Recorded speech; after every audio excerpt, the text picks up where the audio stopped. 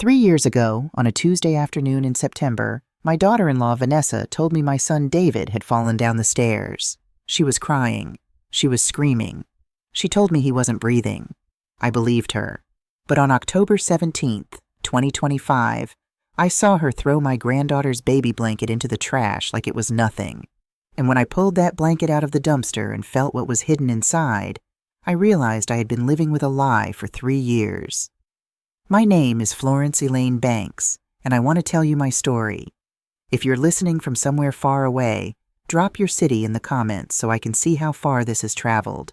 And please, stay with me until the end. Because what I found in that blanket wasn't just evidence of betrayal. It was proof that my only son didn't die in an accident. He was murdered. And the woman who killed him was raising his daughter. I live alone now in a small brick house on Oakwood Avenue in Atlanta, Georgia. It's the same house where I raised David after my husband Raymond passed from a heart attack 12 years ago. 3 bedrooms, 1 bathroom, a kitchen with yellow curtains I made myself, and a front porch where I drink my coffee every morning at 6:30. The calendar in my kitchen has been stuck on September 2022 for 3 years. Page 13. I never had the heart to tear it off. September 13th, 2022 was the day my world ended. It was a Tuesday. I remember because Tuesdays were my volunteering days at Ebenezer Baptist Church, helping Sister Gloria sort donations for the community pantry. I was folding winter coats when my phone rang at 2:47 in the afternoon. The number said Vanessa Mobile. "Mom, Florence?" Her voice was shaking so hard I could barely understand her. "It's David. He fell. Down the stairs. He's not breathing. The ambulance is coming, but he's not breathing, Mom Florence. He's not." I don't remember driving to Mercy Hospital. I don't remember parking my 2015 Toyota Camry in the emergency lot. I don't remember walking through those sliding glass doors. But I remember the smell, antiseptic and floor wax and something metallic underneath. I remember Vanessa sitting in a gray plastic chair in the waiting room, wearing a lavender-colored dress with blood on the sleeves. She saw me and ran, wrapped her arms around me, sobbed against my shoulder like she was the one who'd lost everything. "I came home early," she kept saying. "I just came home early to surprise him, and he was at the bottom of the stairs, and there was so much blood. Mom, Florence, there was so much blood." Dr. Marcus Chen came out 23 minutes later. I know because I was watching the clock on the wall. Each minute felt like an hour. He had that look on his face that doctors get when they're about to destroy someone's life with words. "Mrs. Banks," he said. Just those 2 words, and I knew. "Severe head trauma. The impact was, I'm so sorry. We did everything we could. He didn't suffer." I screamed. I know I screamed because my throat was raw for days afterward. I collapsed on that cold linoleum floor, and Vanessa held me, and we cried together. 2 women who'd lost the same man, mother and wife. Grief braided together like rope. The funeral was on September 20th, 2022. Ebenezer Baptist Church, filled to capacity. David had been a good man, a doctor at Mercy Hospital, an internist who treated everyone the same whether they could pay or not. People loved him. The church was standing room only. Vanessa wore black, a simple black dress with a high neck. She held 6-month-old Lily in her arms the whole service. The baby had David's eyes, dark and gentle with long lashes. Looking at Lily was like looking at my son, and it broke my heart and filled it at the same time. I remember watching Vanessa during the eulogy. She didn't cry. Her face was pale, like paper. She stared straight ahead at the closed casket. We'd had to close it because of the head trauma, and held Lily tight against her chest. At the time, I thought it was shock. I thought she was too devastated to process it. I reached over and held her hand, and she gripped mine back so hard her knuckles went white. "We'll get through this," I whispered to her. "You and me and Lily. We're family. We'll get through this together." She nodded. Didn't say a word. Just nodded. That was 3 years ago. The first few months after David died, Vanessa brought Lily to see me every Sunday after church. We'd sit on my porch and I'd hold my grandbaby while Vanessa talked about how hard everything was. The house felt empty without David. Work was overwhelming. She was so tired all the time. I understood. I was a nurse for 34 years before I retired. I knew what it meant to work 12-hour shifts and come home to a baby and try to hold yourself together when the person you loved was gone. "You're doing so well, sweetheart," I'd tell her. David would be so proud of you." She'd smile that perfect smile of hers. Vanessa was beautiful. Skin like honey, long hair she kept in a neat ponytail, delicate features. She always dressed well, even in grief. Expensive jeans, cashmere sweaters, leather boots. David used to joke that she spent half his paycheck at Nordstrom. But somewhere around month 4, the visits started getting shorter. Then they came every other week, then once a month. Then Vanessa started having excuses. "Lily's running a fever. I have to work a double shift. We're reorganizing the house. I just need some space, Mom Florence. I hope you understand." I understood. Or I thought I did. Grief makes people pull away sometimes. They need to find their own path through it. So I didn't push. I called instead. Left voicemails. Sent text messages asking about Lily, asking how Vanessa was doing. Sometimes she'd respond. Sometimes she wouldn't. By year 2, I was seeing my granddaughter maybe once every 6 weeks. And when I did see her, something felt off. Vanessa was different. Colder. The warmth she'd shown me right after David died had evaporated like morning dew. She'd check her phone constantly during our visits. She'd cut our time short. "We really have to go, Mom Florence. Lily needs her nap. I have errands to run. Maybe next time we can stay longer." But next time never came. I started to feel like I was becoming a stranger to my own granddaughter. Lily was growing up, and I was missing it. Her first steps, her first words, the way she laughed when you tickled her belly. All of it was happening in a house I wasn't welcome in anymore. I told myself it wasn't personal. Vanessa was young, 31 years old, and she was trying to figure out how to be a widow and a mother at the same time. She needed grace. She needed patience. So I gave it to her. I knitted. That's what I did when I was anxious or sad. I'd sit in my living room with the TV on low and knit scarves and blankets and little sweaters that I'd saved for Lily. The mint green blanket had been my masterpiece. 6 weeks of work. I'd started it the day David told me Vanessa was pregnant. "Mom, we're having a baby." He'd called me at 7 in the morning, too excited to wait for a reasonable hour. "Can you believe it? I'm going to be a dad." I could hear the joy in his voice. Pure, uncomplicated joy. I started knitting that same day. Soft mint green yarn, delicate lace edging, every stitch perfect. I worked on it while watching the news, while listening to gospel music, while sitting on my porch in the evening breeze. It was a labor of love. A grandmother's blessing stitched into fabric. David loved that blanket. When Lily was born, he wrapped her in it in the hospital. "Look, Mom, she loves it already. She stopped crying the second I put it on her." "That's because she knows her grandmother made it special," I'd said, kissing his cheek. He kept it in Lily's nursery. Vanessa used it during feedings. It was Lily's favorite blanket, or at least that's what David always said. After he died, I assumed Vanessa would keep it. Treasure it even. It was one of the last things David had loved. One of the last pieces of him that existed in the world. That's why what happened on October 17th, 2025 made no sense at all. I'd bought a stuffed elephant for Lily. Nothing expensive, $12 at Target. But it was soft and gray and I thought she'd like it. I didn't want to bother Vanessa by calling first. I knew she'd just say Lily was busy or sick or whatever excuse she had that week. So I decided to drop it in the mailbox at her house. Quick and easy. She'd find it, give it to Lily, and maybe, she'd send me a photo of Lily holding it. That's all I wanted. Just a photo. Vanessa lived in Decatur, about 20 minutes from my house. A nice neighborhood with big oak trees and 2-story houses with neat lawns. She and David had bought the house in 2021. 1527 Maple Grove Lane, a white colonial with black shutters and a 2-car garage. They'd been so proud of it. I pulled up across the street at 3:40 in the afternoon. The October sun was still warm, cutting through the leaves in gold stripes. I grabbed the elephant from the passenger seat and was about to get out when I saw the garage door open. Vanessa came out carrying black trash bags, 3 of them, heavy-looking, dragging on the concrete. She was wearing yoga pants and a salmon-colored tank top, her hair in a messy bun. She walked to the dumpster at the end of the driveway, one of those big green ones the city provides, and heaved the bags inside one by one.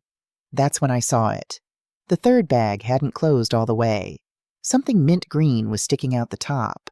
Fabric, lace edging, my blanket. My heart stopped. Actually stopped for a second, then started again too fast.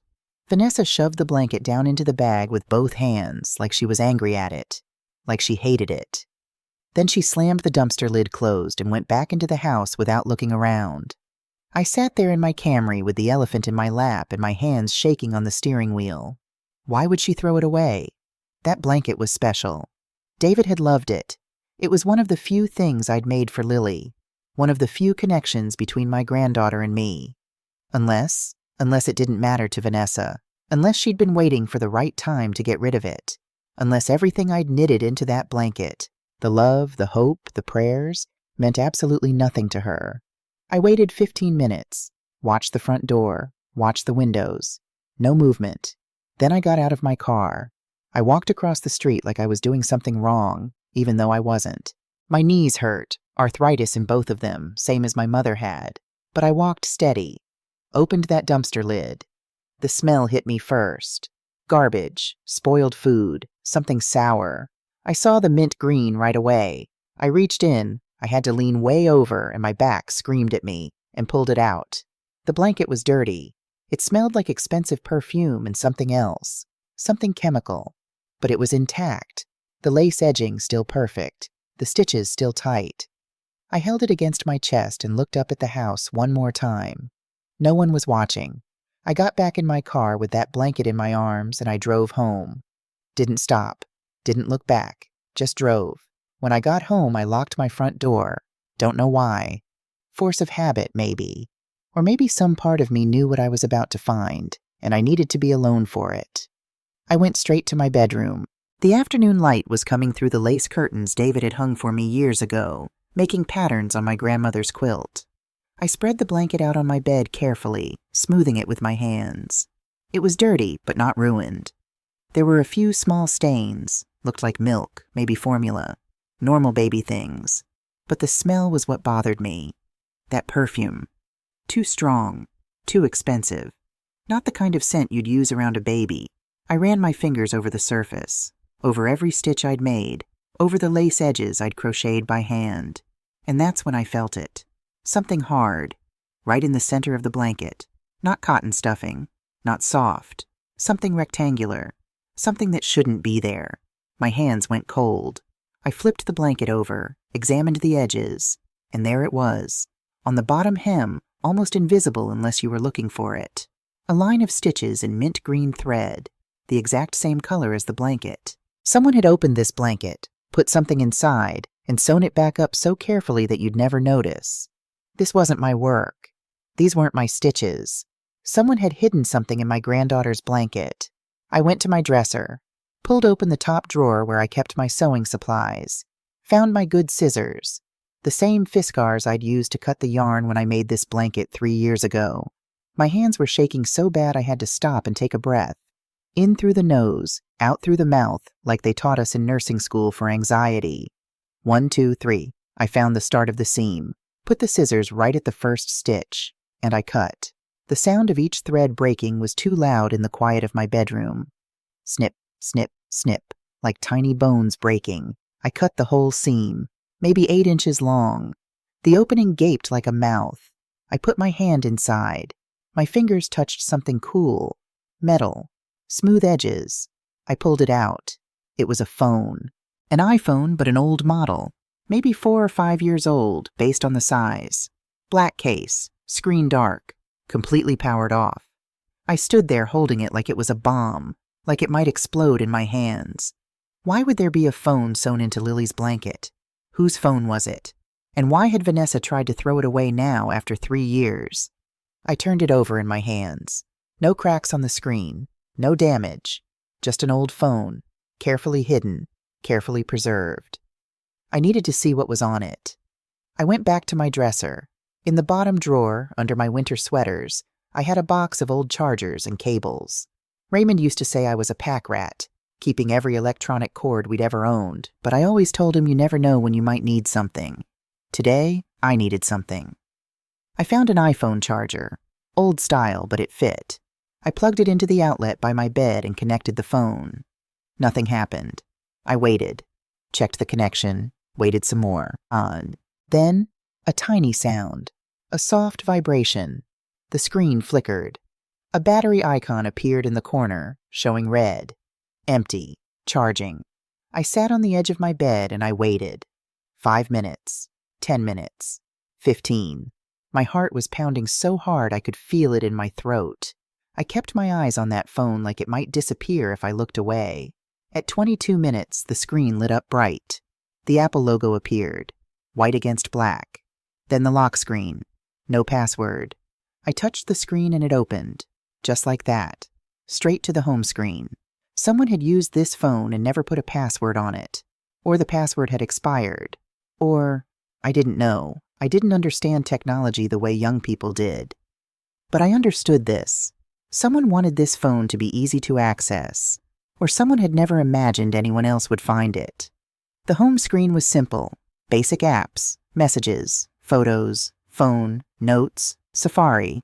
Nothing unusual. My finger hovered over the Photos app. That green icon with the flower design. I tapped it. The screen went black for a second. Then, photos. Hundreds of them. The first one made my breath catch. It was Vanessa, smiling, wearing a red dress I'd never seen before. She was in a restaurant, expensive looking, with white tablecloths and wine glasses. But she wasn't alone. There was a man next to her.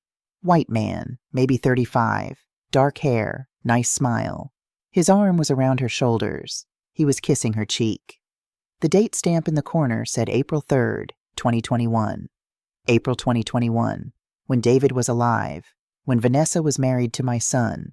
I scrolled to the next photo. Vanessa and the same man at a beach, her in a bikini, him shirtless, laughing, holding hands. Date, June 15th, 2021. Next photo, a hotel room. Vanessa on a bed wearing a white robe. The man behind her, arms wrapped around her waist. Date, August 22nd, 2021. I kept scrolling, my hands shaking worse now. Photo after photo. Vanessa and this man, kissing, hugging, lying together. Intimate photos, private photos, all dated between 2021 and early 2022, all while she was married to David. I couldn't look at the photos anymore, couldn't stomach it. I backed out and opened messages. There was only one conversation thread. The contact was saved as just K. I opened it. The messages went back years, hundreds of them, maybe thousands. I started at the beginning, May 2020, K. Miss you already. When can I see you again? Vanessa. Tomorrow. David has a late shift. I'll come to your place. K. Perfect. I'll make dinner. Vanessa. Don't bother. I'm not coming for the food. I felt sick. Actually sick. My stomach turned over. I kept reading.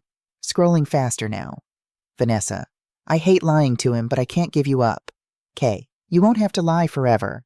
Eventually he'll figure it out or you'll leave him. Either way, we'll be together. Vanessa. He's so boring, Kyle. He talks about work and church and saving money. I can't spend the rest of my life like this. Kyle. The man's name was Kyle. The messages got worse, more explicit, more cruel. Vanessa. David wants to buy a bigger house, have another baby. He actually said he wants 4 kids. Can you imagine? I can barely stand the one. K. What are you going to do? Vanessa. I don't know. Smile and nod and pretend I'm excited, I guess. What else can I do? I had to stop, put the phone down, breathe. This was my son they were talking about, my David. The man who'd called me at 7 a.m. to tell me he was going to be a father. The man who'd been so excited about building a family. And she'd called him boring. I picked up the phone again, scrolled further. August 2022, 1 month before David died. Vanessa. I can't do this anymore. I can't keep pretending. I need out. K. So leave him. Get a divorce. Vanessa. With what money? Everything is in his name. The house, the savings account, everything. If I divorce him, I get nothing. He made me sign a prenup. K. There has to be another way. Vanessa. There is. K. What? Vanessa. What if he just wasn't here anymore? My heart stopped. K. Vanessa, what are you saying? Vanessa. I'm saying David is the problem. If he wasn't in the picture, I'd be free. We'd be free. K. You're talking crazy. Stop. Vanessa. I'm not talking crazy. I'm talking about $500,000. K. What? Vanessa. His life insurance policy, $500,000. Beneficiary, me. If something happened to him, I'd get everything.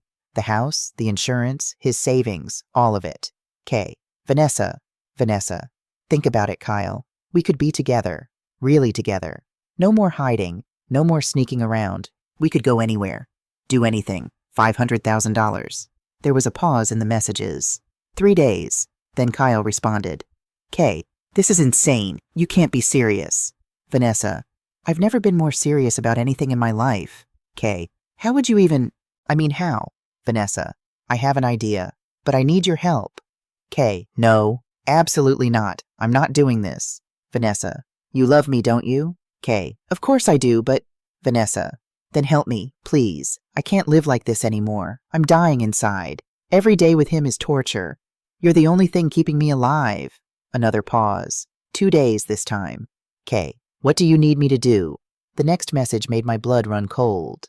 Vanessa. I need you to trust me, and I need you to be ready. When it happens, I'll need you to be my alibi. We'll text that afternoon so there's a record. You were with me, nowhere near the house, understand? K. When what happens? Vanessa. You'll know when it happens. September 10th, 2022, 3 days before David died. Vanessa. Tuesday, September 13th, 2:30 p.m. He'll be home alone. Lily will be at daycare. I'll be at work. Everything has to look normal. K. Vanessa, I'm scared. Vanessa. Don't be. It's going to look like an accident. A fall. A terrible tragedy. No one will suspect anything. K. What if something goes wrong? Vanessa. Nothing will go wrong. I've planned everything. Just stick to the story. You were with me. We were texting. We had nothing to do with it. K. Okay? Okay, I trust you. Vanessa. I love you. K. I love you too. The last message was September 12th, 2022, the day before my son died. Vanessa. Tomorrow everything changes. Tomorrow we're free. The phone slipped out of my hands onto the bed. I couldn't breathe. Couldn't think. The room was spinning. My son didn't fall down the stairs. My son was murdered. And Vanessa, the woman I'd comforted at the hospital, the woman I'd held at the funeral, the woman I'd called family, she'd planned it. She'd killed him for insurance money. For freedom. For a man named Kyle. I sat on my bed in the fading October light, and I cried. Not the kind of crying you do at funerals. The kind of crying that comes from somewhere so deep you didn't know it existed. The kind that empties you out until there's nothing left. How long had she been planning this? Weeks? Months? Had she smiled at David while planning his death? Had she kissed him goodbye that morning knowing she'd never see him alive again? Had she stood at his funeral and pretended to grieve while thinking about $500,000? I don't know how long I sat there. The sun went down. The room got dark. I didn't turn on the lights. Eventually I picked up the phone again, opened the Notes app. There was one note, created September 11th, 2022. The title was Tuesday. I opened it. The note said September 13th, 2:30 p.m. David home alone, Lily at daycare, V at work. Stairs, 14 steps. Hardwood steep, head trauma equals accidental fall. Call 911 at 2:52 p.m. Cry real tears. No one suspects I read it 3 times. She'd written it down. Written down exactly how she was going to kill my son, like a grocery list, like something ordinary. I put the phone on my nightstand and I stood up. My legs were shaking, but I made them work. I walked to my kitchen, picked up my landline. I still had one, even though everyone said I didn't need it. I dialed the number for my neighbor, Dorothy Williams. Dot, my friend for 20 years. She answered on the 3rd ring. Florence? It's almost 9 o'clock, honey. Everything okay? Dot, I said. And my voice sounded like it belonged to someone else. Someone older. Someone broken. I need you to come over. Right now. I found something. What? What did you find? Evidence, I whispered. Evidence that Vanessa killed my son. Dorothy Williams arrived at my house 16 minutes later. I know because I watched the clock on my microwave the whole time, counting the seconds. When her headlights swept across my living room window, I unlocked the front door before she could even knock. Florence, what in the world? She stopped when she saw my face. Oh, honey, come here. Dot is 65 years old, retired elementary school teacher, widow like me. She's been my neighbor for 20 years, my friend for just as long. She knows me well enough to know that I don't call people at 9 o'clock at night unless something is very, very wrong. I didn't say anything, just took her hand and led her to my bedroom where the phone was still sitting on my nightstand, screen dark now, waiting. "Sit down," I said. She sat on the edge of my bed, her brown eyes worried behind her glasses. She was wearing a cardigan over her pajamas, fuzzy slippers on her feet. She'd come immediately, didn't even change. I handed her the phone. "I found this sewn inside the blanket. Vanessa's blanket, the one she threw away. There are photos, messages, evidence." Dot turned on the phone. The screen lit up her face in the darkness. I watched her scroll through the photos first. Her expression went from confused to shocked to horrified. When she got to the messages, she read in silence for a long time. I saw her lips move as she read the worst parts. The parts about making David disappear. The parts about $500,000. When she got to the note, the one titled Tuesday, she gasped. "Oh my God!" Her voice was barely a whisper. "Florence, this is evidence of murder." "I know. We have to call the police. Right now. Tonight." "No." I sat down beside her on the bed. "Not yet." "What do you mean, not yet? This woman killed David. She planned it. It's all right here." "I know what it says, Dot, but I need to understand everything first. That phone was hidden in Lily's blanket for 3 years. Why? Why hide it there? Why not destroy it? And why throw it away now?" Dot looked at me like I was crazy. Maybe I was, but 34 years as a nurse taught me one thing. You don't make decisions based on incomplete information. You gather all the facts first. You make sure. "There's more we don't know," I said. "Who is this Kyle person? Where is he now? Is he still with her? And why would Vanessa keep this phone at all? If she's smart enough to plan a murder, she's smart enough to destroy evidence." Dot nodded slowly. "You think there's more?" "I think this phone is just the beginning." We spent the next hour planning. Dot made coffee, strong and black, the way we both liked it, and we sat at my kitchen table with a notepad and that phone between us. "First things first," Dot said, pulling the notepad toward her. She taught 4th grade for 37 years. She knew how to make a plan. "We need to find out who Kyle is. Last name, address, everything." I opened the phone again and went to the messages. Looked at the contact. Just K. No last name, no photo, nothing else. "Check her Facebook," Dot suggested. "Maybe he's in her friends list." I didn't have Facebook, but Dot did. She pulled out her own phone and logged in, then searched for Vanessa's profile. Found it immediately. The profile picture was Vanessa and Lily at a park, both smiling. Public profile, no privacy settings. Dot scrolled through Vanessa's friends list. "We're looking for men whose first name starts with K. Kyle, Kevin, Kenneth." "There," I pointed at the screen. "Kyle Anderson." Dot clicked on the profile. The page loaded, and there he was. Same face from the photos on the hidden phone. Dark hair, nice smile, 36 years old, according to his bio. "Kyle Anderson," Dot read out loud. "Works at Peachtree Construction Company. Lives in Atlanta. Went to Georgia State University." She scrolled through his public photos. Lots of construction sites. Pictures with friends. A few photos from years ago. 3, 4 years. At restaurants and beaches. But no recent photos with Vanessa. Nothing that would indicate they knew each other. "They scrubbed everything," I said. "Deleted all evidence that they were together." "Or they're still together," Dot said quietly. "Just being more careful now." The thought made my stomach turn. My son had been dead for 3 years, and his killer might still be with her lover. Might be living the life she'd murdered David to have.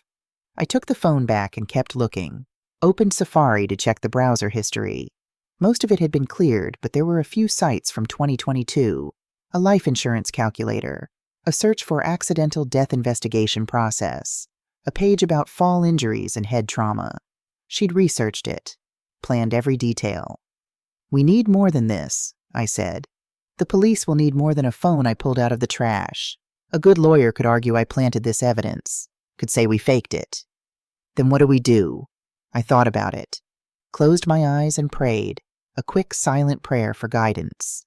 When I opened them, I knew what had to happen. "We investigate," I said.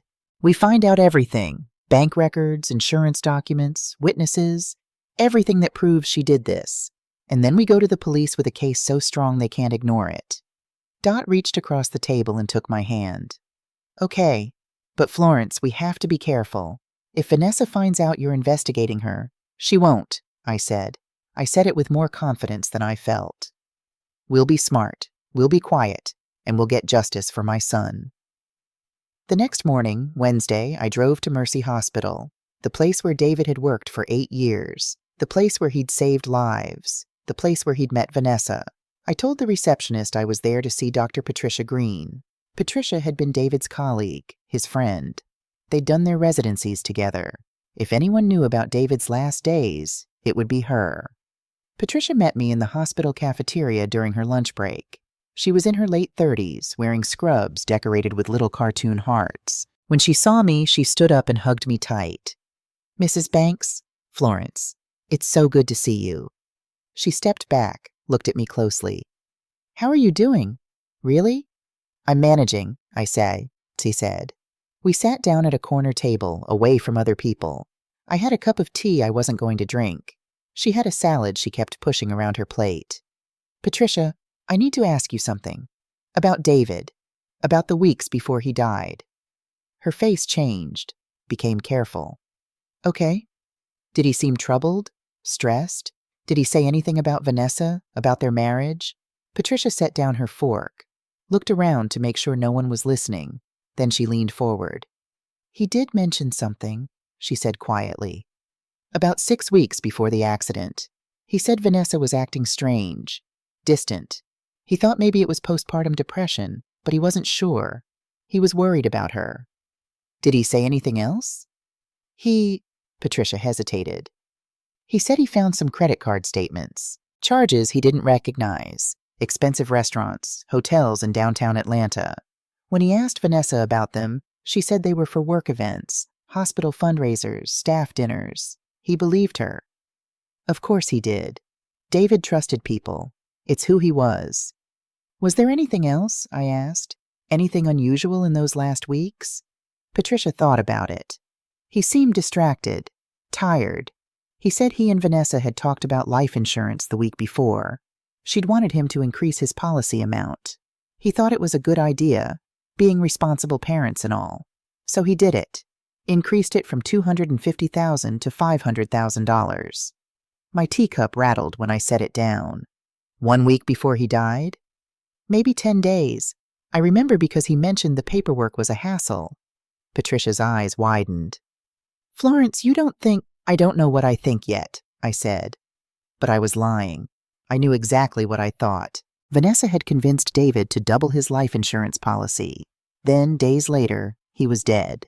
After leaving the hospital, I drove to Bright Beginnings Daycare on Henderson Street. This was where Lily had been the day David died. September 13th, 2022.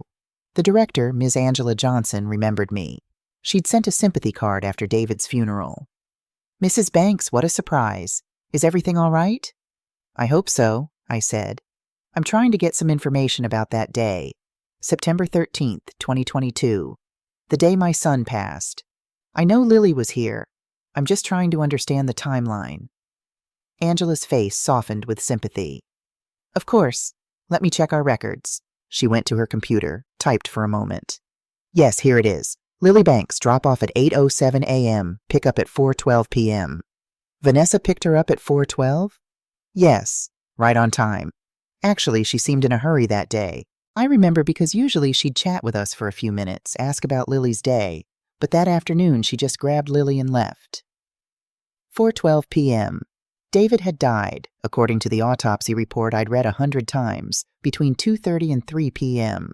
Vanessa had called 911 at 2:52 p.m. from the house, crying, saying she'd just come home and found him at the bottom of the stairs. But if she picked Lily up at 4:12, that meant she'd been at the house for over an hour before getting Lily.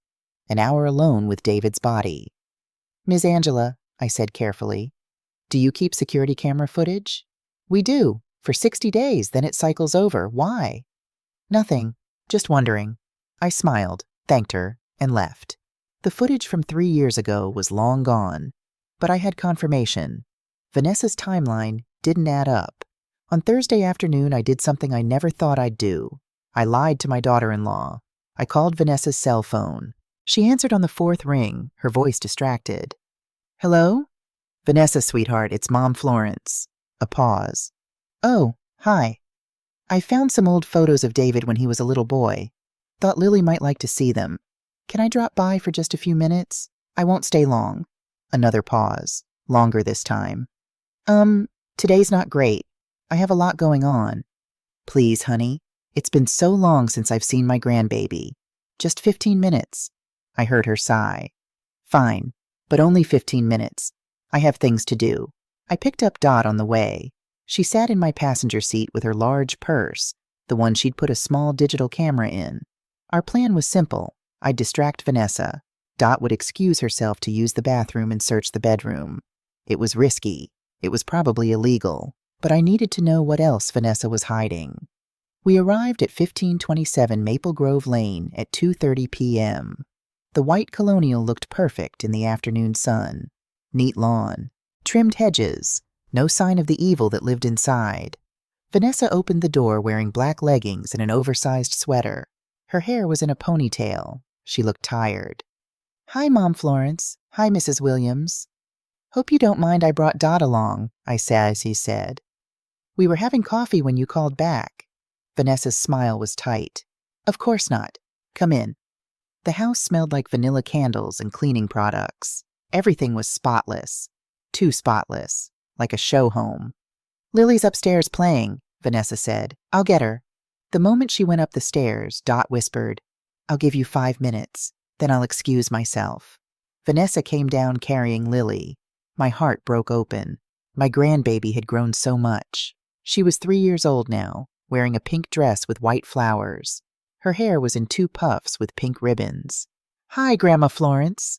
She reached for me and I took her, held her close, breathed in that sweet baby smell. "Hi, sweet girl. I've missed you so much." "I missed you too. Mommy said you were busy." I looked at Vanessa. She was checking her phone. Didn't even have the decency to look guilty. I sat on the couch with Lily on my lap. Showed her the photos I'd brought. David at age 5, missing his front teeth. David at 12, skinny and tall. David at his medical school graduation. "That's my daddy," Lily said softly, touching the photo with one small finger. "That's right, baby. That's your daddy. He loved you so much." Exactly 5 minutes later, Dot stood up. "Vanessa, honey, could I use your restroom?" "Down the hall, first door on the left." Dot walked toward the bathroom. Then, I knew from our plan, she'd slip into the master bedroom instead. The bedroom was at the end of the hall, door usually open. I kept Vanessa distracted. Asked about work. Asked about Lily's preschool. Asked if she needed anything. All while watching the clock on my phone. "That blanket I made for Lily," I said, trying to sound casual. "The mint green one. Is she still using it?" Vanessa's face went blank for half a second. "Oh, that old thing. It's somewhere. I think it might be in the wash." Liar. It was in my house right now, spread on my guest bed. "I'm glad you kept it. David loved that blanket." At the mention of David's name, something flickered in Vanessa's eyes.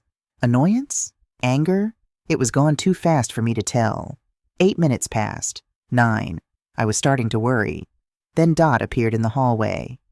"Sorry, took me a minute to find it." She smiled at Vanessa. "Lovely home you have." "Thanks." Vanessa was looking at her phone again.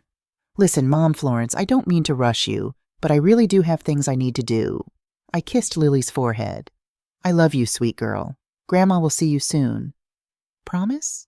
"I promise." We left, got in my Camry. I started the engine but didn't drive away yet. "Did you find anything?" I whispered. Dot reached into her purse and pulled out her phone. "I took pictures of everything. There's a box in her closet, hidden under some shoes." She started showing me the photos on her screen. Insurance papers. David's life insurance policy. $500,000. Beneficiary. Vanessa Wright Banks. Bank statements. Vanessa's personal account. A deposit dated December 16th, 2022. $500,000. Another statement. A wire transfer dated January 9th, 2023. $150,000 sent to an account in the name of Kyle Anderson. She paid him, I breathed. She paid him his share. There's more. Dot scrolled to the next photo. It was a manila envelope. Inside were more documents. Dot had photographed them all. The first one made my world stop spinning. It was a birth certificate. Name, Lily Rose Banks. Date of birth, March 3rd, 2022. Mother Rachel Martinez, father unknown. Not Vanessa Wright Banks. Rachel Martinez. Who is Rachel Martinez? I whispered. Dot showed me the next photo, a partially filled adoption application. Birth mother, Rachel Martinez, age 25, agrees to place baby with Vanessa Wright Banks and David Banks. Birth mother. Signature, Rachel Martinez, dated March 2022. Adoptive mother. Signature, Vanessa Wright Banks, dated March 2022. Adoptive father. Signature, blank. David never signed it. The adoption was never finalized. One more, Dot said quietly. She showed me a newspaper clipping. Printed out, folded carefully. Body found in construction site. Remains identified as Rachel Martinez, 25, reported missing since March 15th, 2022. The young woman, who had recently given birth, disappeared from County General Hospital. Her body was discovered yesterday in an abandoned lot on the east side of Atlanta. Cause of death? Blunt force trauma to the head. Police are investigating. The date on the article was August 23rd, 2022, 3 weeks before David died. Oh my God, I whispered.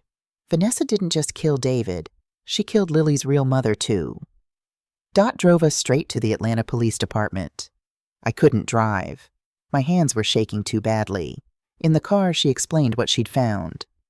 The envelope was hidden in a locked box. I'm sorry, Florence, but I picked the lock. It was a basic combination lock, and I remembered how from when I taught 4th grade, and kids would forget their locker codes. You did the right thing, I said. My voice sounded far away. That adoption paper, David never knew. Vanessa took that baby and told David it was theirs. He thought he was Lily's biological father. I closed my eyes. Saw David's face when he'd called me to say Vanessa was pregnant. Pure joy. Pure love. He'd never known his daughter wasn't biologically his. He'd never known his wife had stolen a baby from a vulnerable young woman. He'd never known that same woman was now dead. The Atlanta Police Department was a gray building that smelled like old coffee and floor wax. We asked for whoever handled murder investigations. They gave us Detective James Porter. He was a black man in his late 40s, tall with graying hair at the temples and kind eyes. He wore a button-down shirt and khakis, a badge clipped to his belt. He led us to a small office with filing cabinets and a desk covered in folders. Ladies, I'm Detective Porter. What can I do for you? I took a breath. My name is Florence Banks. 3 years ago, my son David Banks died in what was ruled an accidental fall. I'm here to tell you it wasn't an accident. He was murdered, and I have evidence. Detective Porter's expression didn't change. He pulled out a notepad. All right, Mrs. Banks, start from the beginning. So I did. I told him everything. The blanket in the trash, the hidden phone, the photos of Vanessa and Kyle, the messages planning David's death, the note detailing exactly how to make it look like an accident. Then Dot showed him the photos on her phone, the insurance documents, the bank transfers, the birth certificate, the adoption papers, the newspaper article about Rachel Martinez. Detective Porter wrote everything down, looked at every photo carefully. When we finished, he leaned back in his chair. This is serious, he said finally. Very serious. If what you're telling me is accurate, we're looking at 2 premeditated murders, possibly more. Possibly more? I felt cold. If she took Rachel Martinez's baby and then killed her, and if she killed your son for insurance money, there's a pattern here. I'll need to investigate whether there are other victims we don't know about. He saw my face and his expression softened. Mrs. Banks, I believe you, but I need to be honest. Some of this evidence is problematic. What do you mean? The phone. You took it from the trash. A defense lawyer would argue chain of custody was broken, that the evidence could have been tampered with. Same with the documents Mrs. Williams photographed. They were obtained without a warrant, which means they might not be admissible in court. So what are you saying? Dot asked. That we just let her get away with murder? No. I'm saying we need to build this case the right way. I'm going to 1. Reopen the investigation into your son's death. Request an exhumation for a second autopsy. 2. Review the Rachel Martinez case. See what evidence still exists. 3. Bring Kyle Anderson in for questioning. 4. Get a warrant to search Vanessa's house and financial records properly. 5. Put surveillance on her in case she tries to run. How long will all this take? My voice cracked. A few weeks, maybe a month. I'll move as fast as I can, but I need to do this right. I don't want her walking free on a technicality. What about Lily? I asked. My granddaughter is living with a murderer. Detective Porter's face showed real sympathy. I understand your concern, but legally, Vanessa is her guardian. I can't remove the child without evidence of immediate danger or a court order. Once I have enough evidence, I'll move forward. But until then, she has to stay where she is. I wanted to scream, wanted to grab Lily and run, but I knew Detective Porter was right. Mrs. Banks, he handed me his card. You have my cell number. If you see anything at all that suggests Vanessa knows you're investigating, or if she seems like she's planning to flee, you call me immediately, day or night. I took the card. I will. One more thing. Detective Porter looked at both of us seriously. Stay away from her. Don't confront her. Don't let her know you suspect anything. If she thinks you're onto her, she'll either run or... He stopped. Or what? Dot asked. Or she might do something desperate. And desperate people are dangerous. We left the police station as the sun was setting. The Atlanta sky was streaked with orange and purple. Beautiful. Too beautiful for what I'd just learned. You can stay at my place tonight, Dot offered. You shouldn't be alone. But I shook my head. I need to be home. Need to think. She drove me back to Oakwood Avenue, walked me to my door, hugged me tight. We're going to get justice for David, she said, and for Rachel, and we're going to save Lily. I know, I said, but I didn't know, not really. Inside my empty house, I made tea I wouldn't drink, sat at my kitchen table with the hidden phone in front of me, read those messages again, the ones where Vanessa talked about my son like he was an obstacle, like he was nothing. My phone rang. I jumped. It was an unknown number. Hello? Mrs. Banks, it's Detective Porter. I wanted to let you know. I ran Kyle Anderson's information. He still works at Peachtree Construction. Lives on the north side. No criminal record. I'm bringing him in tomorrow morning for questioning. Thank you, Detective. One more thing. I checked the construction site where Rachel Martinez's body was found. It was a Peachtree construction project. Kyle Anderson was the site supervisor. The pieces were fitting together. Kyle had access. Kyle had means. Kyle had motive. $150,000. Get some rest, Mrs. Banks. This is going to be a long process. I hung up, sat in my quiet kitchen, thought about David, about Rachel, about Lily, sleeping in a house with her mother's killer, and I prayed. Prayed for justice, prayed for truth, prayed for the strength to see this through to the end. Outside my window, the first stars were appearing. Tomorrow, Detective Porter would question Kyle Anderson. Tomorrow, the truth would start coming out. Tomorrow, Vanessa's perfect lie would begin to crumble. I just had to wait. And waiting, I'd learned, was the hardest part. Detective Porter called me every few days with updates. Each call brought new pieces to the puzzle, new proof of Vanessa's evil. Week 1, November 2025. Mrs. Banks, I brought Kyle Anderson in for questioning this morning. I was in my kitchen making coffee I wouldn't drink. My hands stopped mid-pour. What did he say? At first, nothing. Denied everything. Said he barely knew Vanessa, that they were just work acquaintances. Then I showed him the photos from the phone, the messages. His face went white. Did he confess? Not to murder. He admitted the affair. Said it started in 2020, ended in early 2023. Claims Vanessa talked about wanting David gone, but he never thought she was serious. Never agreed to help. But the bank transfer, $150,000, he says it was a loan for a business he wanted to start. Says he has no idea it came from David's life insurance. I gripped the phone tighter. That's a lie. I know it is, Mrs. Banks. But he lawyered up after 2 hours. Stopped talking. I had to release him. Didn't have enough to hold him yet. But he's scared. Scared people make mistakes. I'm watching him. Week 2. We exhumed your son's body yesterday. I closed my eyes. Pictured them digging up David's grave at Greenwood Cemetery, disturbing his rest, but it had to be done. The second autopsy revealed something the first one missed: defensive wounds on David's hands, bruising on his upper arms consistent with being restrained, and Detective Porter paused. Fiber evidence under his fingernails, blue fabric, medical scrubs, Vanessa's work scrubs. We're running tests to confirm, but yes, Mrs. Banks, your son fought back.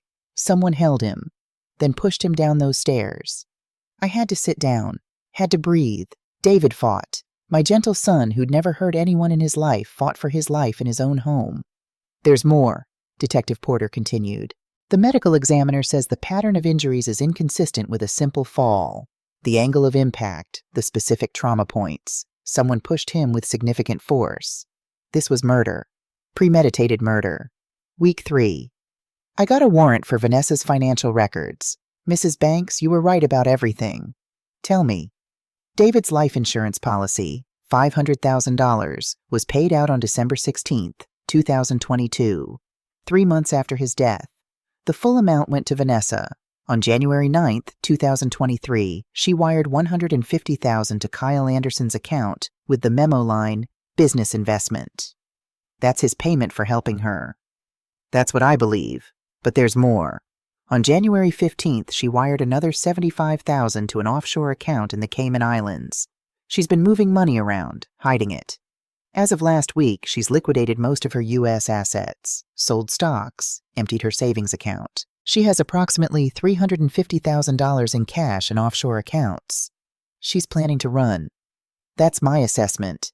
I'm working on getting surveillance authorized. If she makes a move, we'll know.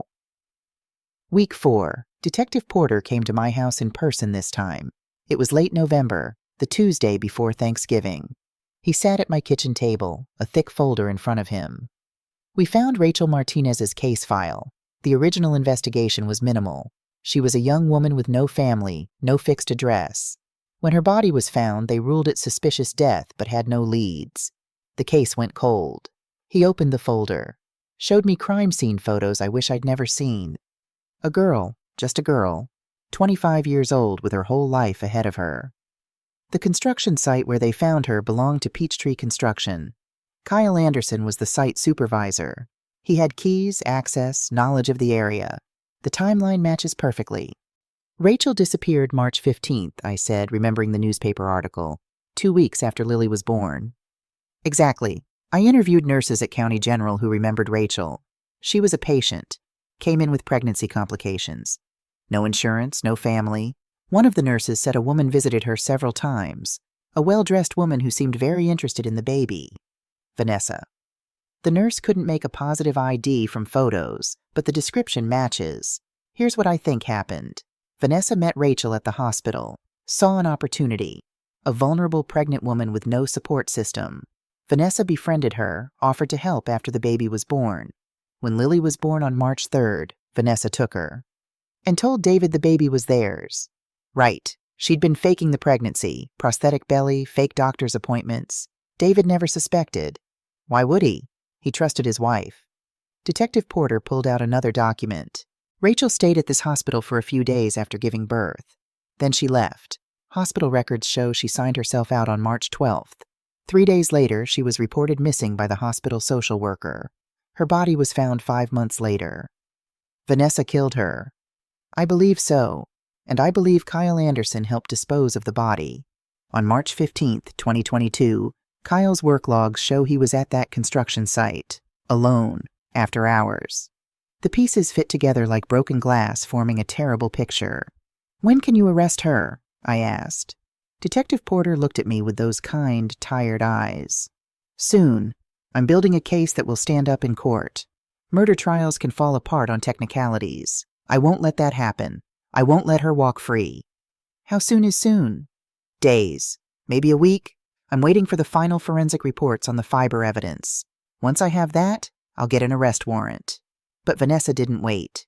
Detective Porter called me at 5:43 a.m. on Friday, December 6, 2025. I was already awake. I didn't sleep much anymore. Sitting on my porch with my Bible and coffee, watching the sunrise. Mrs. Banks, Vanessa is at Hartsfield-Jackson Airport. She's trying to leave the country. We're intercepting her now. I need you to meet me at the station." My coffee cup clattered to the porch floor. "She has Lily?" "Yes, both of them. Don't worry. We'll get them both safely. Just meet me at the station." I called Dot. She drove me because my hands were shaking too badly. We arrived at the Atlanta Police Department at 6:30 a.m. Detective Porter met us at the entrance. "We got her," he said. "Found her at the Delta International Terminal trying to check in for a flight to Costa Rica. She had fake passports for both her and Lily. $400,000 in cash divided between 3 suitcases." "Where is she now?" "Interrogation room. Where is Lily?" "Child services." "She's safe. Scared, but safe. They'll need you to come identify yourself as her grandmother. See if Lily can stay with you temporarily while we sort this out." "Take me to her, please." But Detective Porter shook his head gently. "In a few minutes. First, there's something I want you to see." He led me and Dot to a small observation room. Through a one-way mirror, I could see Vanessa sitting at a metal table, handcuffed. Her hair was messy, no makeup. She wore a gray sweatshirt and jeans. She looked small, ordinary, nothing like the polished woman who'd fooled us all. A female detective sat across from her. "Detective Sarah Chen," Porter said. "Mrs. Wright Banks, let's go over this again. Why were you trying to leave the country with fake passports?" Vanessa stared at the table. "I want a lawyer." "A lawyer is on the way, but help me understand. You had $400,000 in cash. Where did that money come from?" Silence. "We have your financial records. We know about the life insurance payout. We know about the wire transfer to Kyle Anderson. We know about the offshore accounts." Vanessa looked up. For the first time, I saw fear in her eyes. Real fear. "You can't prove anything." Detective Chen smiled. It wasn't a kind smile. "Actually, we can. We have the phone you tried to dispose of, the one sewn inside your daughter's blanket. The one with all the messages between you and Kyle, planning your husband's murder." Vanessa's face went pale. "That phone, how did you—" She stopped, realized she'd said too much. "Your mother-in-law found it," Detective Chen said. "Florence Banks, the woman whose son you murdered, the woman you've been keeping from her own granddaughter. She found it, and she brought it to us." At the mention of my name, Vanessa's expression changed. The fear turned to rage. Pure, venomous rage. "That interfering old bitch," she hissed. "I knew I should have cut her off completely. I knew she was suspicious. That's why I was leaving. That's why I had to get Lily out of here before that woman poisoned her against me." "So you admit you were fleeing?" Vanessa's lawyer, a man in an expensive suit, burst into the room. "Don't say another word, Vanessa, not one word." But the damage was done. She'd admitted fleeing, admitted knowing I was investigating. Detective Porter turned to me. "We have enough. I'm charging her with 2 counts of first-degree murder, conspiracy to commit murder, child endangerment, and attempting to flee prosecution." "Will she get bail?" "Not a chance. She's a flight risk with access to hundreds of thousands of dollars. She'll be held until trial." Relief flooded through me. "Can I see Lily now?" The Child Protective Services office was in a different building, bright and cheerful, with painted murals of rainbows and animals on the walls. A kind woman named Sharon Miller met us. "Mrs. Banks, Lily is in our playroom. She's confused and frightened, but physically she's fine. We've explained that she'll be staying with you for a while, but we wanted you to be here when we told her." She led me to a room with toys and books scattered on a colorful rug, and there, sitting in a small chair holding a stuffed elephant, was my granddaughter. "Grandma Florence?" Lily's voice was so small. I crossed the room and dropped to my knees in front of her, pulled her into my arms. She wrapped her little arms around my neck and held on tight. "I'm here, baby girl. Grandma's here. You're safe now." "Where's Mommy?" "The police took her away. She was crying." "Where did she go?" I chose my words carefully. "Mommy had to go away for a while, but you're going to stay with me. Is that okay?" Lily nodded against my shoulder. "I like your house. You have the garden with the butterflies." "That's right, sweetheart. We'll go there right now. Would you like that?" "Can I bring Elephant?" She held up her stuffed toy. "Of course you can." Sharon Miller gave me temporary custody paperwork to sign. Explained there would be a hearing in a few weeks to determine permanent custody, but given the circumstances, she didn't foresee any issues. I took Lily's hand and we walked out of that building into the December sunshine. Dot was waiting by my car, tears streaming down her face. "Hey there, Miss Lily," Dot said, kneeling down. "I'm Mrs. Dot. I'm your Grandma Florence's best friend. I live right next door to her. Do you like cookies? Because I just happen to make the best chocolate chip cookies in all of Georgia." Lily smiled, a small smile but real. "I like cookies." "Then we're going to be great friends." I buckled Lily into the back seat. Dot had stopped and bought a car seat that morning. As I drove toward Oakwood Avenue, toward home, I looked in the rearview mirror. Lily was holding her elephant, looking out the window, humming a little tune. She was safe. After 3 years, my granddaughter was finally safe. The trial was set for March 2026. 4 months of preparation. 4 months of Lily adjusting to life with me. 4 months of healing beginning. Kyle Anderson took a plea deal. 20 years in prison in exchange for testifying against Vanessa. Detective Porter said it was the right call. We needed his testimony to seal the case. The trial lasted 3 weeks. The courthouse was packed every day. Journalists, curious onlookers, family members of patients Vanessa had treated, wondering if there were more victims. I was there every single day, sitting in the front row, Dot beside me, watching justice unfold. Kyle took the stand wearing an orange jumpsuit and handcuffs. He looked like he'd aged 10 years. His voice shook as he answered the prosecutor's questions. "Mr. Anderson, how did you meet Vanessa Wright Banks?" "At Mercy Hospital. I was doing construction work there in 2019. She was a nurse. We started talking. Then, more than talking." "When did the affair begin?" "May 2020. She told me her marriage was unhappy, that David was controlling, boring. She made herself sound like a victim." "Did you know David Banks personally?" "No, never met him. Vanessa kept us completely separated." "When did Vanessa first mention wanting her husband dead?" Kyle's voice dropped. "August 2022. We were at my apartment. She said she couldn't take it anymore, that she needed to be free. I thought she meant divorce. But then she showed me David's life insurance policy. $500,000. She said if something happened to him, we could be together. Really together." "What did you say?" I didn't say no. I should have. I should have walked away right then. But she was convincing. She made it sound like the only option. And He stopped, wiped his eyes. "I wanted that money. I wanted her, so I listened." "Tell the court about the plan." Vanessa said it had to look like an accident, a fall down the stairs. She said David would be home alone on Tuesday, September 13th. Lily would be at daycare. Vanessa would be at work. She had a shift that afternoon. She'd establish an alibi. Then she'd go home, find the body, call 911, act devastated. "What was your role?" "I was supposed to be her backup alibi. We texted that afternoon so there'd be a record. If anyone questioned her timeline, I was supposed to say we'd been planning to meet up after her shift." "Did you know Vanessa was going to kill David that day?" "Yes." His voice broke. "Yes, I knew." "Did you try to stop her?" "No." Tears ran down his face. "God help me.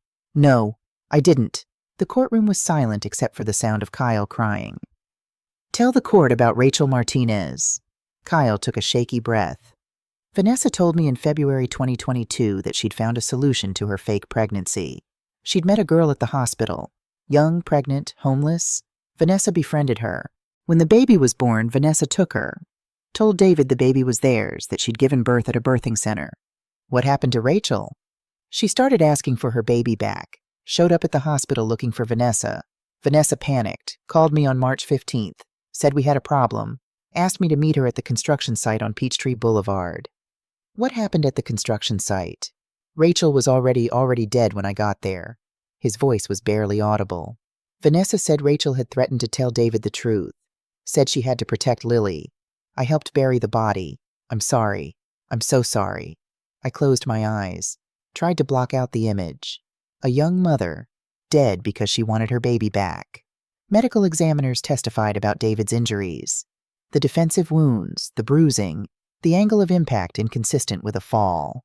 Financial experts presented the money trail, the insurance payout, the wire transfers, the offshore accounts. Digital forensics experts authenticated the phone, confirmed the messages, photos, and notes were genuine, showed the metadata, dates, times, locations, all pointing to Vanessa's guilt.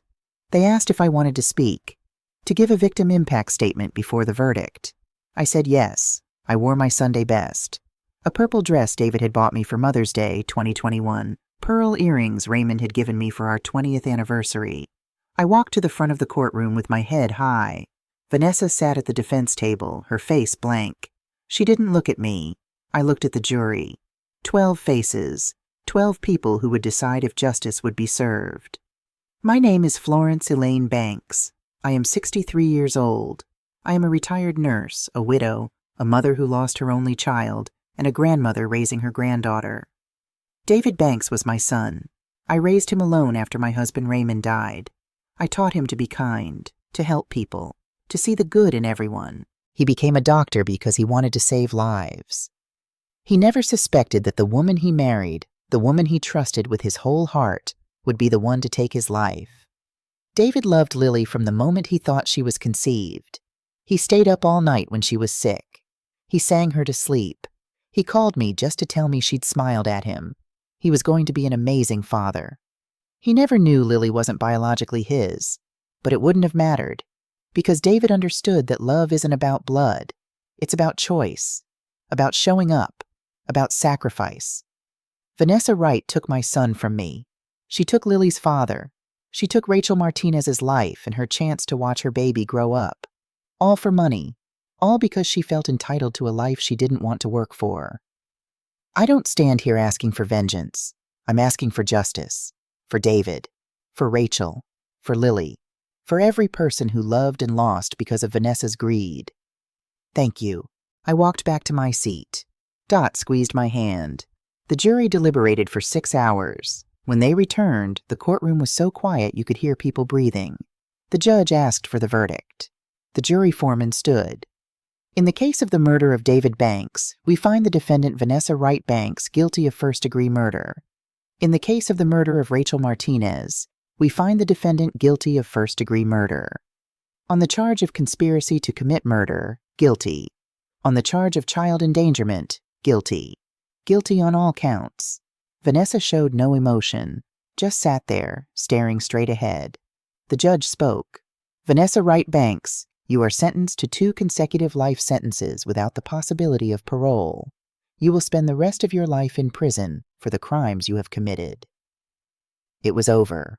Justice, finally, was served. 6 months later, I wake up at 6:30 every morning now. Not because I have to, but because I want to. Because there's a 4-year-old girl down the hall who needs breakfast and braids and someone to tell her she's loved. Lily's room is painted soft yellow now. We did it together. Me painting, her helping by getting more paint on herself than the walls. There are photos on her dresser. David holding baby Lily. Rachel Martinez hospital photo. I found it in the police file and had it framed. Both her parents, watching over her. Some mornings Lily asks about them. Tell me about my daddy. So I do. I tell her David was kind and smart and loved her more than anything. I tell her he would have been proud of the girl she's becoming. Tell me about my first mommy. I tell her Rachel was brave and young and wanted the best for her baby. I tell her Rachel made sure Lily was safe, even though she couldn't be there herself. Am I sad that they're in heaven? It's okay to be sad, baby. Sadness means we loved them, and love never ends, even when people go to heaven. I'm glad I have you, Grandma Florence. I'm glad I have you too, sweet girl. Dot comes over every Sunday after church. We work in my garden, the one David helped me plant years ago. Now Lily helps too. She has her own little watering can, her own pair of pink gardening gloves. We planted a memorial section. Mint green flowers for David, his favorite color. White roses for Rachel. Butterflies come in the summer. Lily chases them, laughing. Grandma, look! A butterfly landed on Daddy's flowers. That means he's saying hello, baby. She smiles, waves at the butterfly. Hi, Daddy. These moments, simple, peaceful, full of light, are what healing looks like. I returned to Ebenezer Baptist Church. Sister Gloria welcomed me back with open arms. The whole congregation wrapped around me and Lily like a warm blanket. They throw Lily a birthday party every year. They bring casseroles when I'm tired. They pray with us, for us. Pastor Williams says, "Florence, you've been through fire and came out refined like gold." I don't feel like gold. I feel like a woman who survived, who kept going because a little girl needed her. But maybe that's the same thing. The mint green blanket sits in my closet now, folded carefully. I take it out sometimes, run my fingers over the stitches, remember the love I put into everyone. It was supposed to be a gift, a blessing. Instead, it became the key that unlocked terrible secrets, the evidence that brought justice. Maybe it was both. Maybe it was always meant to be both. It's a Tuesday morning in September 2027, exactly 5 years since David died. Lily is starting kindergarten today. She's wearing a purple dress, David's favorite color, and light-up sneakers. Her hair is in 2 puffs with ribbons. "Grandma, will you pick me up after school?" "Of course, baby. I'll be right there waiting." "Promise?" "I promise." I watch her get on the school bus. She turns and waves at me from the window, her smile bright as sunshine. Dot comes out of her house, coffee cup in hand, stands beside me on my porch. "You did good, Florence. David would be proud." "I just did what any grandmother would do." "No." Dot looks at me seriously. "You did what a warrior does. You fought for truth. You fought for justice. You saved that baby." Maybe she's right. I go back inside my house, make coffee, sit at my kitchen table with my Bible open. I'm 64 years old now. I've lived through the death of my husband, the murder of my son, the betrayal of a daughter-in-law, the revelation of secrets so dark I sometimes still can't believe they're real. But I've also lived through this, finding the strength to investigate when everyone said to let it go, finding the courage to face evil and call it by name, finding the love to raise a child who isn't my blood, but is my heart. I've learned that at 64, you don't stop fighting. You don't stop loving. You don't stop showing up for the people who need you. I've learned that sometimes the quietest victories are the loudest. That bringing a murderer to justice isn't about revenge. It's about saying that every life matters. David's life mattered. Rachel's life mattered. Lily's life matters. The greatest victory wasn't seeing Vanessa in handcuffs, though that was necessary. The greatest victory is this: a little girl sleeping safely in my house, growing up knowing she's loved, knowing her father was good, knowing her birth mother was brave, knowing that truth, even when painful, is always better than a lie. The phone rings. It's Lily's school. "Mrs. Banks, this is Lily's teacher, Miss Johnson. I just wanted to tell you, Lily did wonderful today. When I asked the class to draw their family, she drew you, her, a butterfly for her daddy, and a flower for her birth mother. She told everyone you were her hero." My eyes fill with tears, good tears, healing tears. "Thank you for telling me that." "She's a special child, Mrs. Banks. You're doing a beautiful job with her." When I hang up, I walk to my porch, sit in my rocking chair. The September sun is warm on my face. Down the street, I see the school bus that will bring Lily home in a few hours. In my garden, the mint green flowers are blooming. And in my heart, finally, after 5 long years, there is peace. Not the peace of forgetting, the peace of knowing that truth won, that justice was served, that love, fierce, protective, grandmother love, was strong enough to move mountains. My name is Florence Elaine Banks. I am 64 years old. I am a survivor. I am a seeker of truth. I am Lily's grandmother. And this is our story. A story of betrayal and murder and terrible secrets hidden in a baby blanket. But also a story of justice and courage and love that refuses to quit. If you're listening from somewhere far away, I hope this reaches you. I hope if you ever find yourself facing darkness, you remember, truth is stronger than lies. Love is stronger than evil. And sometimes the smallest things, like a blanket knitted with love, can change everything. God bless you all, and thank you for listening. 1 year later, Lily is 5 now. She tells everyone her Grandma Florence is the strongest woman in the world. She's not wrong. We visit David's grave together once a month. We bring flowers. We tell him about school and friends and the garden. We visit the memorial bench for Rachel, too. Lily leaves drawings there. Pictures of butterflies and flowers and families. Vanessa is in Pulaski State Prison. Life without parole. We don't visit. We don't write. She is a chapter closed. Kyle Anderson is in a different prison. Serves his time quietly. Wrote me a letter once, apologizing. I never responded. Some apologies are too late. Detective James Porter became a friend. Stops by sometimes to check on us. Brings Lily books about strong women. Tells her stories about her daddy saving lives. And me? I'm 65 now. I wake up every morning grateful. Grateful for Lily's laughter. Grateful for Dot's friendship. Grateful for my church family. Grateful for the strength God gave me when I needed it most. The mint green blanket is still in my closet. But now, there's a new blanket on Lily's bed. One I knitted last winter. Soft pink with white flowers. No secrets sewn inside this time. Just love. Always love. The end.